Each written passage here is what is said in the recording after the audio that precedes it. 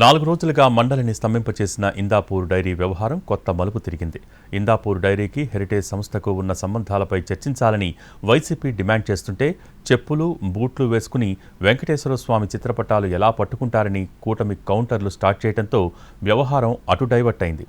ఇందాపూర్ వ్యవహారంలో ఎన్డీఏ కూటమి ఎదురుదాడికి దిగింది.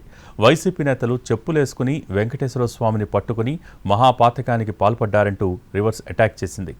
చైర్మన్ ఛాంబర్ వేదికగా రెండు పక్షాలు ఫిర్యాదులు చేసుకోవటం ఆసక్తికరంగా మారింది. ఇప్పుడు నో కాస్ట్ కాఫ్ సిరప్ తో 60 రూపాయల విలువ గల ఇన్హేలర్ పూర్తిగా ఉచితం. దెబ్బకి దగ్గు జలుబు మాయం. 4 రోజులుగా ఆంధ్రప్రదేశ్ శాసన మండలి అట్టుడికిపోతోంది. ఇందాపూర్ డైరీ అంశం 4 రోజులుగా మండలిని స్తంభింపచేసింది. శుక్రవారం నాడు వైసీపీ ఎమ్మెల్సీలు వెంకటేశ్వర స్వామి చిత్రపటాలు పట్టుకుని మండలికి వచ్చారు. ఇందాపూర్ డైరీకి హెరిటేజ్ కు ఉన్న సంబంధాలపై చర్చించాలని డిమాండ్ చేశారు. చెప్పులు, బూట్లు వేసుకుని వెంకటేశ్వర స్వామి చిత్రపటాలు ఎలా పట్టుకుంటారని మంత్రులు మండిపడ్డారు. కూటమిలోని 3 పార్టీల ఎమ్మెల్సీలు వైసీపీపై ఎదురుదాడి మొదలుపెట్టారు.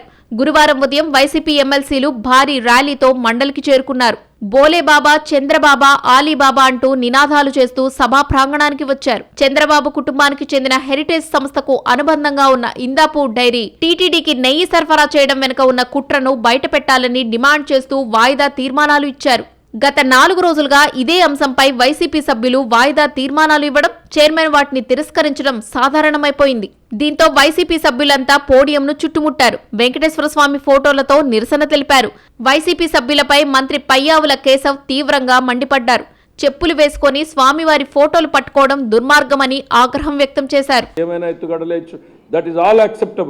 కానీ ప్రత్యక్ష దైవంగా కొలిచేటువంటి వెంకటేశ్వర స్వామిని రాజకీయాల్లోకి రావడము అని అంటే మీకు, మీ పార్టీ అధినాయకుడికి దేవుడి పట్ల ఏ రకమైన ఆలోచన ఉంది అనేటువంటిది ఇవాళ సమాజం ఆలోచించుకోవాల్సినటువంటి అవసరం ఉంది. ముఖ్యమంత్రి చంద్రబాబే దేవుడి ప్రసాదంపై నిందలు మోపారని ప్రతిపక్ష నేత బొత్స సత్యనారాయణ కౌంటర్ ఇచ్చారు. దేవుడి ధనాన్ని లూటీ చేసేందుకు ప్రయత్నిస్తూ ప్రజల దృష్టి మరల్చడానికి డొల్ల బడ్జెట్ను ప్రవేశపెట్టారని ఆరోపించారు. ఇందాపూర్ డైరీకి సీఎం కుటుంబ సంస్థకు ఉన్న ఆర్థిక సంబంధాలపై సమగ్ర చర్చ జరగాల్సిందేనని ఆయన డిమాండ్ చేశారు. వాళ్ళకి కావాల్సింది రాజకీయ స్వలాభం, రాజకీయ దుర్బుద్ధి. చంద్రబాబు నాయుడు తెలుగుదేశం పార్టీకి, చంద్రబాబు నాయుడు గారికి తద్వారా లాభార్జన, ధన సంపాదన తప్ప ఇంకో ఆలోచన లేదనేది వ్యక్తమవుతుంది. కాబట్టి మేము మళ్ళీ ఇవాళ దాని మీద చర్చ జరగాలి. దాంతోపాటు బడ్జెట్ మీద కూడా చర్చ జరగాలి. రాష్ట్ర ప్రజలకు వాస్తవాలు తెలియాలి అని చెప్పని మేము పట్టుబట్టినప్పుడు హౌస్ అర్జెంట్ అయింది. శాసన మండలిలో వరుస పరిణామాలతో కూటమి అలర్ట్ అయింది. వైసీపీపై రివర్స్ అటాక్ మొదలుపెట్టింది. మంత్రి నారా లోకేష్ నేతృత్వంలో ఎన్డీఏ సభ్యులు చైర్మన్ మోషేన్ రాజు ఛాంబర్ వద్దకు వెళ్లి నిరసన తెలిపారు. వైసీపీ సభ్యులపై కఠిన చర్యలు తీసుకోవాలని డిమాండ్ చేశారు. హిందూ మతాన్ని వైసీపీ సభ్యులు అవమానించారని చైర్మన్ కు వివరించారు. వైసీపీ సభ్యులు క్షమాపణ చెప్పాలని డిమాండ్ చేశారు.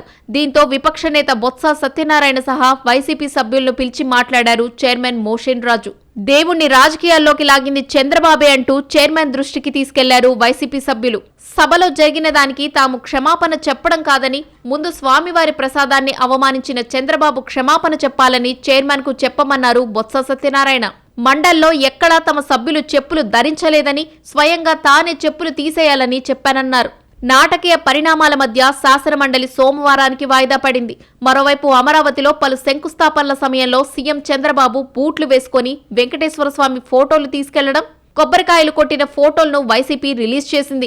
బడ్జెట్పై మండల్లో చర్చ జరగాల్సి ఉండగా 4 రోజులు రచ్చతోనే గడిచిపోయింది. సోమవారం నుంచి సభలో ఎలాంటి పరిణామాలు చోటు చేసుకుంటాయనేది ఆసక్తికరంగా మారింది. హెరిటేజ్ ఇందాపూర్ డైరీ అంశంపై చర్చించేందుకు ఒక డేట్ ఫిక్స్ చేసినా తమకు ఇబ్బంది లేదని వైసీపీ క్లారిటీ ఇవ్వడంతో టీడీపీ ఏం సమాధానం చెబుతుందనేది తేలాల్సి ఉంది. హెరిటేజ్ పై చర్చించేందుకు ప్రభుత్వం ఓకే అంటుందా, లేదంటే సోమవారం నుంచి కూడా మండల్లో ఇదే సీన్ రిపీట్ అవుతుందా అనేది చూడాలి.